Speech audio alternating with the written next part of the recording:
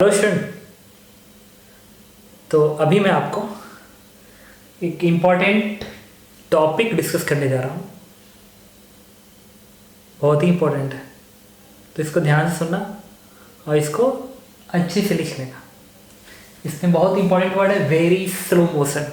जब circular motion पढ़ाऊंगा ना तो ज़्यादा बेटर क्लियर करूँगा कि क्यों स्लो मोशन की बात हो रही है। ठीक है। और ये स्लो मोशन में वर्कडन सिर्फ मैं फ्रिक्शन की बात कर रहा हूँ, बाकी किसी की नहीं। तो देखो, ये एक सपोज कर वेज है और ये सरफेस कर्व है। इससे बताना चाहता हूँ कि सरफेस कर्व हो या कर्व ना हो कि स्ट्रेट लाइन हो या ऐसे आके फिर ऐसे जाए, किसी भी एंगल पे हो, ये कॉन्सेप्ट हर जगह वैलिड है। इसीलिए मैं इसका जनरल कर्व बना दिया। क्यों कर्व हो तो स्ट्रेट लाइन हो तो या दो स्ट्रेट लाइन का अलग का कॉम्बिनेशन है तो सब पे अप्लीकेबल है। समझ रहा हो ना क्या कर रहा हूँ? सब पर अप्लीकेबल है। तो एक वेज है इस तरीके से, ये लेंथ x के बराबर है, ये लेंथ h के बराबर है। अब मैंने क्या किया कि इस ब्लॉक को एक फोर्स F से स्लोली रस्सी से बांध दिया। यहाँ पे इस ब्लॉक को रस्सी से बांधा और उस रस्सी को धीरे धीरे धीरे धीरे धीरे धीरे धीरे धीरे खींचते हुए यहाँ ला दिया, यहाँ ला दिया, धीरे धीरे खींचते यहाँ पर ला दिया। तो क्वेश्चन पूछता है कि work done by friction force बताइए कितना हुआ। ये सबसे इंपॉर्टेंट है। उसके बाद दूसरे का वर्डन मैं बताऊंगा, जैसे mg का वर्डन क्या होगा, नॉर्मल रिएक्शन का वर्डन क्या होगा, ये सब। ठीक है, ये इंपॉर्टेंट पॉइंट है। तो देखिए, सबसे बड़ी बात यह है कि जैसे जैसे ब्लॉक इधर आएगा, ये जो एंगल है ना, ये वाला एंगल चेंज होता जा रहा है। देखो चेंज हो रहा है, कभी घट रहा है, कभी बढ़ रहा है, कभी कुछ हो रहा है, एंगल चेंज हो रहा है। जब एंगल चेंज हो रहा है तो नॉर्मल रिएक्शन चेंज होगा। एन कैसा होता था? एन बराबर M G cos theta, incline plane पे एन बराबर एम जी कॉस थीटा। तो थीटा बदल रहा है तो एन बदलेगा। अब फ्रिक्शन क्या होता था? Mu M G cos theta. Theta बदल रहा है तो फ्रिक्शन बदलेगा। दिखाता है बीडी से। देखो, सपोज करो ये वाला एंगल थीटा है, इस एंगल को मैंने थीटा मान दिया। सपोज करो इस एंगल, कभी ब्लॉक मान लो यहाँ पे, यहाँ से घूमते हुए किसी स्टैंड पे ब्लॉक यहाँ पहुंचा, तो ये वाला एंगल थीटा है ये। अब ये ब्लॉक यहाँ पे मैं दिखा रहा हूँ, तो अगर तुम बीडी बनाओगे इस ब्लॉक की तो नॉर्मल रिएक्शन ऐसे दिखाओगे एन, और ये जो एम जी है, एम जी, इसको तुम ऐसे दिखाओगे। तो नॉर्मल रिएक्शन ऐसे, एम जी ऐसे। सपोज करो ये जो सरफेस है, ये जो सरफेस है, अगर इस सरफेस की इस पॉइंट पे मैं टेंजेंट ड्रॉ करूँ, टेंजेंट, तो टेंजेंट जो है वो हॉरिजॉन्टल से थीटा एंगल बना रहा है। तो अगर मैं इसका आगे बढ़ा दूँ ऐसे, देखना, तो ये नॉर्मल इस टेंजेंट पे नॉर्मल होता है। अरे टेंजेंट पे नॉर्मल ही होगा ना। तो ये टेंजेंट है और ये इस पे नॉर्मल है। ये वाला एंगल थीटा है, ये पूरा 90 है, तो क्या बनेगा? 90 माइनस थीटा, तो क्या बनेगा? थीटा बनेगा। अब देखना, और ये ब्लॉक ऐसे स्लाइड कर रहा है, ऐसे स्लाइड कर रहा है, स्लाइड कर रहा है, तो फ्रिक्शन फोर्स क्या होता है? वेलोसिटी के अपोजिट। जब ब्लॉक ही ऐसे भागेगा तो इस पर फ्रिक्शन फोर्स पीछे पर लगेगा। जब ब्लॉक ऐसे भागेगा तो फ्रिक्शन फोर्स पीछे पर लगेगा, और किसके बराबर होगा? म्यू इंटू एन के बराबर होगा। Friction force mu into N के बराबर होगा। अब देखना तुम थोड़ा, ये थीटा है तो इस एम जी के दो कॉम्पोनेंट बनेंगे, एक इधर आएगा और ये कॉम्पोनेंट होगा एम जी साइन थीटा। पता है कैसे? बताता हूँ। ये वाला एंगल थीटा, ये पूरा 90, तो क्या बनेगा? 90 माइनस थीटा। तो एम जी का ये कॉम्पोनेंट क्या बनेगा? M G cos of 90 minus theta is sine theta. ठीक है, लिख दिया। और दूसरा इस एम जी का कॉम्पोनेंट ये वाला बनेगा नॉर्मल के अलॉन्ग ऐसे, तो ये थीटा होगा, तो ये 90 थीटा, और ये पूरा 90 है तो भी क्या आएगा? थीटा। तो एम जी का ये क्या बनेगा? M G cos theta. इसका मतलब कि तुम एम जी के जगह पे तुम इसके कंपोनेंट से काम चला सकते हो। ये बनेगा एम जी कॉस थीटा। इसका मतलब मैं बहुत बार बता चुका हूँ कि एम जी की जगह पे एम जी साइन थीटा और एम जी कॉस से लिखा के छोड़ दो, बात एक ही है। सही है। तो ये जो ब्लॉक है ना,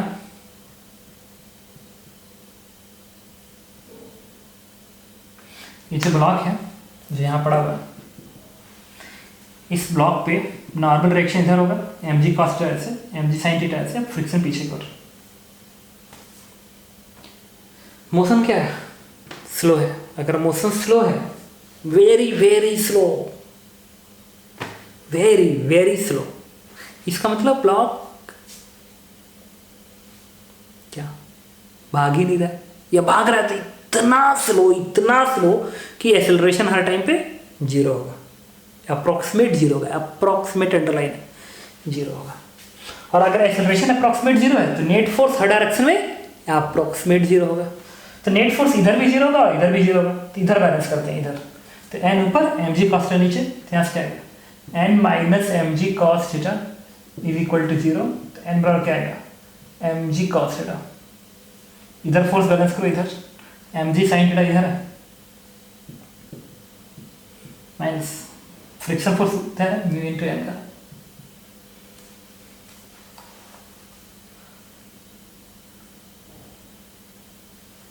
ठीक है, कोई बात नहीं, इस पे लिखने की जरूरत नहीं है, सिंपल फ्रिक्शन फोर्स लिखो ना। फ्रिक्शन फोर्स में इंटरेस्टेड हो, वो किसके बराबर होगा म्यू इनटू एन के बराबर होगा।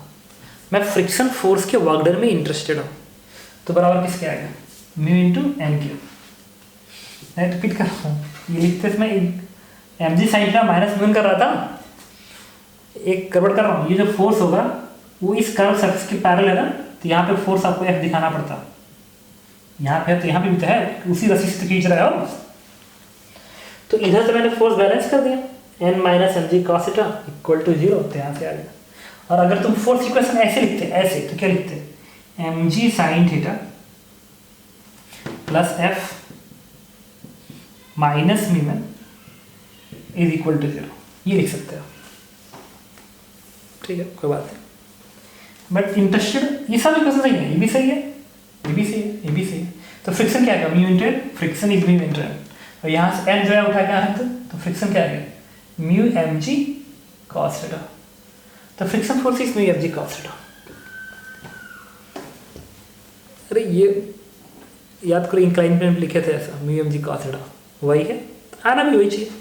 इसमें थीटा क्या है, थीटा है ये जो सरफेस है ना, इस सरफेस का हॉरिजॉन्टल से एंगल, हॉरिजॉन्टल से एंगल, ये चीज इंक्लाइन में तो था, इंक्लाइन का हॉरिजॉन्टल से एंगल थीटा। ठीक है, तो friction is mu M G cos theta. अब आपको वर्डन लिखना बाकी है। वर्डन क्या होगा कि यहाँ पे कितना उसने वर्क डन किया, यहाँ पे कितना किया, हर छोटे छोटे पार्ट पे कितना वर्डन किया, सबको निकाल के आपस में जोड़ दो, आ गया नेट वर्क डन। तो चलिए इसे मैं हटाता हूँ और वर्डन लिखा जा रहा हूँ, इन सबको हटाने अभी मैं सिर्फ इंटरेस्टेड हूँ फ्रिक्शन फोर्स के इस इक्वेशन में, और वर्डन लिखने जा रहा हूँ इसका। एकदम ध्यान से सुनते रहिएगा, अभी जब पढ़ रहे हैं हम लोग, इससे जो फॉर्मूला आता है उसका बहुत ही ज़्यादा यूज है एडवांस लेवल पे, तो ध्यान रखेंगे। कर बनाऊंगा friction force is mu M G cos theta where theta is angle made by curve with horizontal. अच्छा कि ये एंगल बदल रहा है, इसका मतलब फ्रिक्शन फोर्स बदल रहा है, फ्रिक्शन फोर्स बदल रहा है। तो वेरिएबल फोर्स और वेरिएबल फोर्स का वर्क डन निकालना है। तो देखो सपोज करो ये ब्लॉक यहाँ पे था, और इस छोटा सा स्ट्रिप जो है, स्ट्रिप इसका जो एंगल है बताता हूँ, ये जो छोटा सा स्ट्रिप है ना, स्ट्रिप, इसका जो एंगल है, दिस एंगल इज थीटा, और ब्लॉक यहाँ पे था, ब्लॉक तो यहीं पे था। तो मान लो ब्लॉक यहाँ से यहाँ तक आया है, तो फ्रिक्शन तो पीछे का काम कर रहा है, कितने का mu M G cos theta के बराबर काम कर रहा है। तो मुझे बताओ सपोज करो ये लेंथ ds के बराबर होता है, ds is the displacement, block यहाँ से यहाँ तक आया क्योंकि ऐसे आ रहा है, तो ये लेंथ ds के बराबर है, और ये वाला एंगल थीटा है। तो इस फ्रिक्शन फोर्स का जो वर्क डन बनेगा यहाँ से लेके यहाँ तक जाने में, वो क्या बनेगा mu M G cos theta into ds, ये बनेगा। तो यहाँ से यहाँ तक जाने में वर्क डन क्या होगा फोर्स इंटू डिस्प्लेसमेंट, और एक माइनस साइन इसलिए क्योंकि फोर्स इधर है और डिस्प्लेसमेंट नीचे को होगा, आगे इतना वर्डन। अब इसी को क्या करेंगे इंटीग्रेट करेंगे यहाँ से लेके यहाँ तक, तो नेट वर्डन आएगा, यहाँ से लेके यहाँ तक इंटीग्रेट करेंगे डेल्टा डब्ल्यू नेट वर्डन। तो यहाँ से क्या बनाएगा म्यू एम जी कॉमन है, बाहर आ जाएगा, तो माइनस म्यू एम जी बाहर आ जाएगा। Now integration of D S cos theta, D S cos theta. अच्छा एक चीज़ और बताता हूँ, इंटीग्रेशन कुछ और नहीं होता है, सिग्मा समेशन होता है। इंटीग्रेशन का मतलब है डी एस कॉस थीटा, भाई यहाँ का डी एस का कॉस थीटा, यहाँ के डी एस का कॉस थीटा, यहाँ के डी एस का कॉस थीटा, यहाँ के डी एस का कॉस थीटा, हर जगह के डी एस की कॉस थीटा का समेशन होता है इंटीग्रेशन, समेशन अंडरलाइन है। तभी तो तुम कहते हो कि सर ये कर्व ऐसा है तो इसका इंटीग्रेशन यहाँ से लेके यहाँ तक इसका एरिया बताता है। कैसे? ये वाला एरिया, फिर ये वाला एरिया, हर छोटे छोटे एरिया का एडिशन, हर छोटे छोटे एरिया का एडिशन इंटीग्रेशन है, एडिशन सिग्मा समेशन। इसका मतलब ये जो लिख रहा हूँ, ये इसको मैं चाहूँ तो ऐसे लिख सकता हूँ, minus mu M G into sigma summation of, minus mu M G into sigma summation of D S cos theta, D S cos theta. अब हम बात करेंगे डी एस कॉस थीटा है क्या। तो देखना, ये लेंथ डी एस के बराबर है, तो डी एस कॉस थीटा क्या होगा, इस लेंथ का यहाँ पे प्रोजेक्शन, ये वाला, this length is D S cos theta. मतलब अगर ये डी एस के बराबर है, ये वाला एंगल थीटा है, तो ये जो लेंथ है this one is D S cos theta. ये तो डी एस कॉस थीटा, मतलब ये हॉरिजॉन्टल है, ये है, ये छोटा सा एलिमेंट को मैंने बड़ा करके दिखाया है, माइक्रोस्कोप से दिखाया है ताकि तुम्हें दिख सके, ठीक है। तो ये बनेगा डी एस कॉस थीटा। तो अगर मैं ऐसे ही यहाँ का भी, यहाँ का एलिमेंट सेलेक्ट करूँ, इसके ऊपर का, यहाँ पे डी एस का एलिमेंट ले लूँ, तो कंपोनेंट क्या बनेगा, ये बनेगा। फिर अगर मैं यहाँ के ले लूँ तो उसका कंपोनेंट क्या बनेगा, डी एस कॉस थीटा, ये बनेगा। फिर यहाँ के ले लूँ तो उसका कंपोनेंट क्या बनेगा, ये बनेगा। फिर इस एलिमेंट के ले लूँ तो उसका एक्स डायरेक्शन में क्या आएगा, कंपोनेंट ये आएगा। फिर मैं इस एलिमेंट को ले लूँ तो इसका कंपोनेंट ये आएगा। फिर यहाँ ले लूँ तो इसका कंपोनेंट ये आएगा। इसका मतलब क्या होगा कि जो सिग्मा समेशन है ना, सिग्मा समेशन, ये सिग्मा समेशन वो क्या है, इस डी एस कॉस थीटा ये बना ना, D S cos theta, this length plus this length plus this length plus this length plus this length plus this length plus this length. Similarly जब तुम यहाँ जाओगे तो फिर ये बनेगा। फिर जब तुम ये पूरी लेंथ यहाँ तक लोगे तो फिर ये बनेगा। तो डी एस कॉस थीटा क्या होगा, this length plus this plus this plus this this this this this this, सबका सम। तो कायदे देखो, अगर इन सबको आपस में जोड़ दोगे तो यही लेंथ आएगा। क्यों? क्योंकि हॉरिजॉन्टल लेंथ है ना, horizontal length, horizontal horizontal horizontal horizontal horizontal horizontal horizontal. तो हॉरिजॉन्टल का समेशन नेट हॉरिजॉन्टल बनेगा। तो दिस लेंथ इज एक्स, मतलब इसके लिए तुम एक्स लिख सकते हो। तो तुम क्या लिख सकते हो यहाँ पे, तुम लिख सकते हो कि जो फ्रिक्शन का वर्क डन बनेगा, this is nothing but minus mu M G into this length is nothing but X, this is X. Very important formula.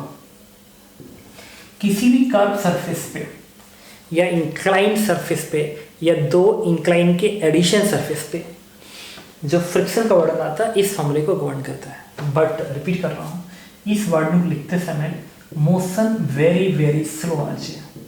Motion should be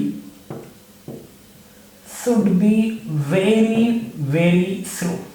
the important word is very very slow. ठीक है, okay. अब आते हैं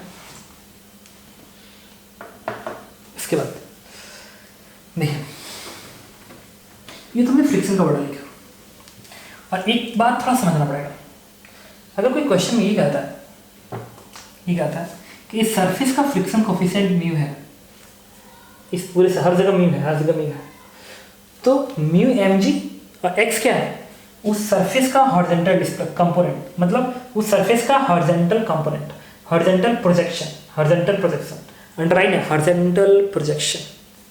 लिखो तो इसमें where X is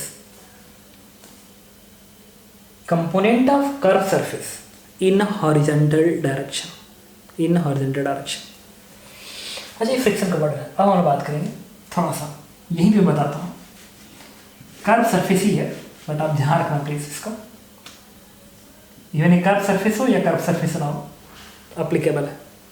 जैसे ये वैसे ही भी इसके लिए स्लो मोशन की जरूरत है। एक ब्लॉक यहाँ पे है तो एम जी इधर काम कर रहा था नीचे को, जब इस ब्लॉक को तुम खींचते हुए यहाँ पे आ गया, तभी भी तो mg नीचे को ही काम कर रहा है। तो कोई पूछे mg का वर्डन बताइए, mg का वर्डन, तो जो mg का वर्डन आएगा this one is mg is the constant force, constant force, mg is constant force, mg is constant force. तो कांस्टेंट फोर्स का वर्डन क्या होता है? फोर्स इनटू फोर्स के डायरेक्शन में डिस्प्लेसमेंट। कांस्टेंट फोर्स का वर्डन होता है force into displacement in direction of force. तो अगर ये ब्लॉक यहाँ से यहाँ तक आया है तो फोर्स डायरेक्शन क्या? वर्टिकल, वर्टिकल मतलब वाई डायरेक्शन, वाई डायरेक्शन। तो mg का डायरेक्शन y है, क्या है? y, अंडरलाइन है। mg का डायरेक्शन किधर है? y। तो अगर ब्लॉक यहाँ से यहाँ तक आ गया तो ब्लॉक y में डिस्प्लेसमेंट लिया, y में, तो y में कितना लिया? ये ब्लॉक यहाँ से यहाँ तक आया है तो y में डिस्प्लेसमेंट इतना लिया ना, इतना लिया। This and this h, mg ने कितना डिस्प्लेसमेंट लिया यहाँ से यहाँ तक आने में? वर्टिकली h का डिस्प्लेसमेंट लिया, h का। तो mg नीचे पर है और डिस्प्लेसमेंट भी तो नीचे को हुआ है, mg का डायरेक्शन नीचे। अब ब्लॉक यहाँ से यहाँ तक आया तो y में डिस्प्लेसमेंट यही तो है, ये वाली दूरी, और किधर हुआ है? नीचे हुआ है। तो फोर्स और डिस्प्लेसमेंट का डायरेक्शन सेम है, तो अगर फोर्स और डिस्प्लेसमेंट सेम डायरेक्शन में है तो वर्डन पॉजिटिव होता है। अब फोर्स इधर हो और डिस्प्लेसमेंट ऊपर कर हो जाए तो वर्डन नेगेटिव होता है, याद रखना। क्या लिखोगे?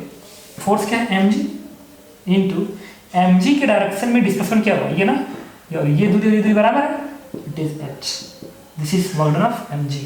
तो आप लिखेंगे mg इंटू h, ठीक है।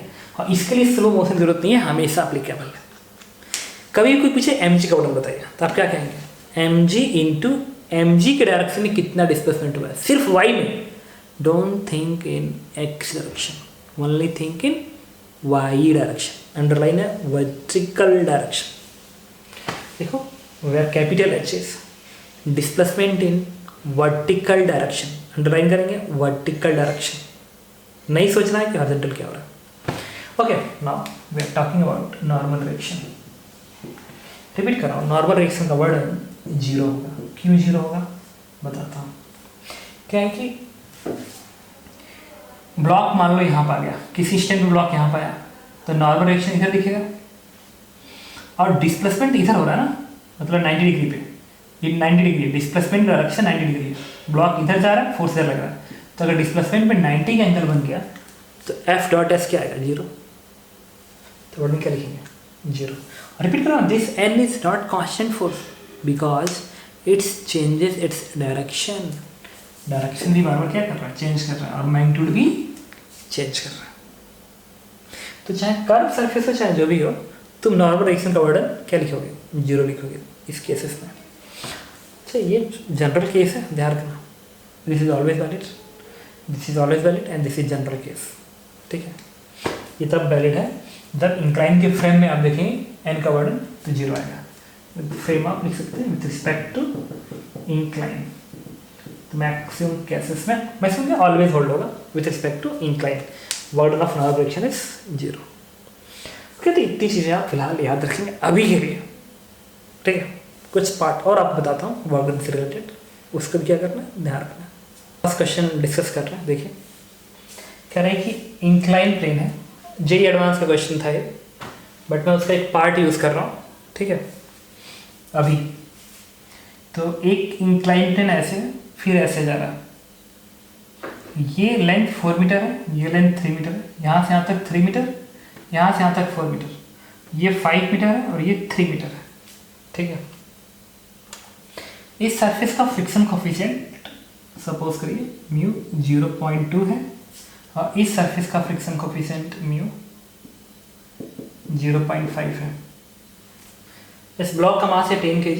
पूछ रहा है find work done by mg and friction force brought from top to bottom. मतलब इस ब्लॉक को टॉप से बॉटम तक लाने में mg और फ्रिक्शन फोर्स कितना वर्क डन करेंगे, assuming that velocity is very very small, this means motion is very slow. Okay, तो देखिए चलो फ्रिक्शन का वर्डन बताते हैं। जो फ्रिक्शन का वर्डन होता है this is nothing but minus mu mg x ये डायरेक्शन है। लेकिन इसमें एक प्रॉब्लम है, इस सरफेस का फ्रिक्शन कोफिशिएंट अलग है और इस सरफेस का फ्रिक्शन कोफिशिएंट अलग है। जब फ्रिक्शन कोफिशिएंट अलग हो गया, जब फ्रिक्शन का कोफिशिएंट अलग हो गया तो फिर अलग अलग वर्ड निकालेंगे और दोनों को ऐड कर देंगे। स्केलर क्वांटिटी सिंपली ऐड करेंगे।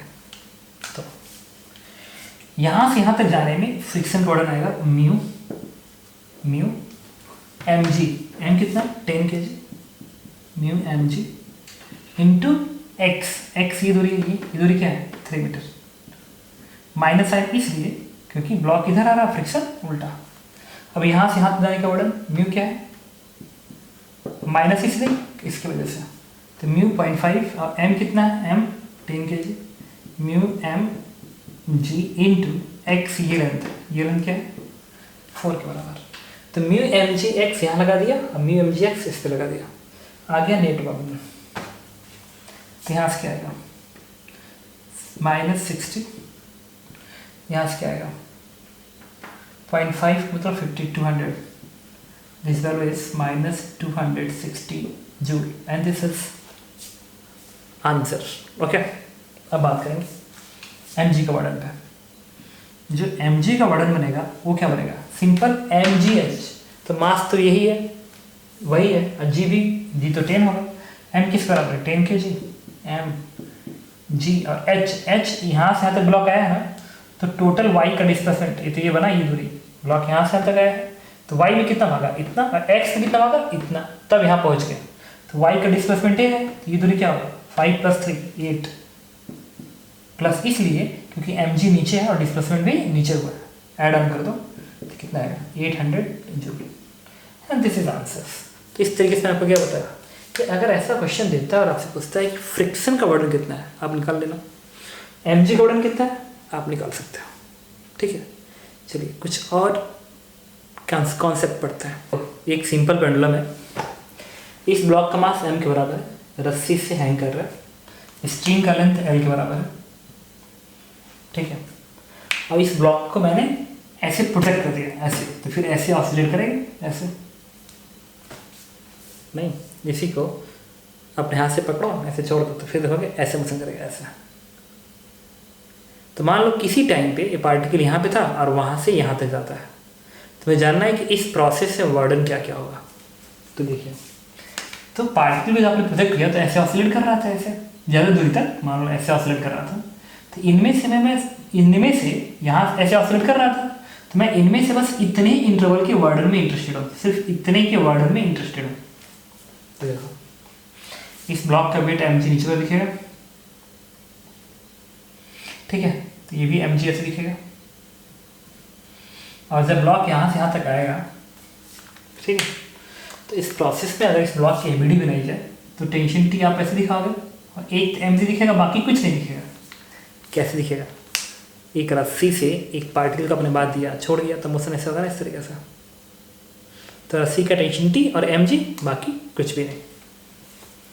तो देखिए, अब मैं टेंशन के वर्ड में इंटरेस्टेड हूँ, तो टेंशन एक वेरिएबल फोर्स है, क्यों, क्योंकि डायरेक्शन देखो चेंज हो रहा है ऐसे। यहाँ पे टेंशन टी ऐसे होगा, तो कोई पूछे वर्डन ऑफ टेंशन, आंसर इज 0। क्यों 0, क्योंकि वेलोसिटी इधर है, डिस्प्लेसमेंट इस डायरेक्शन में होगा, 90 डिग्री है ना, 90 डिग्री, डिस्प्लेसमेंट ऐसे होगा, वेलोसिटी इस तरीके से।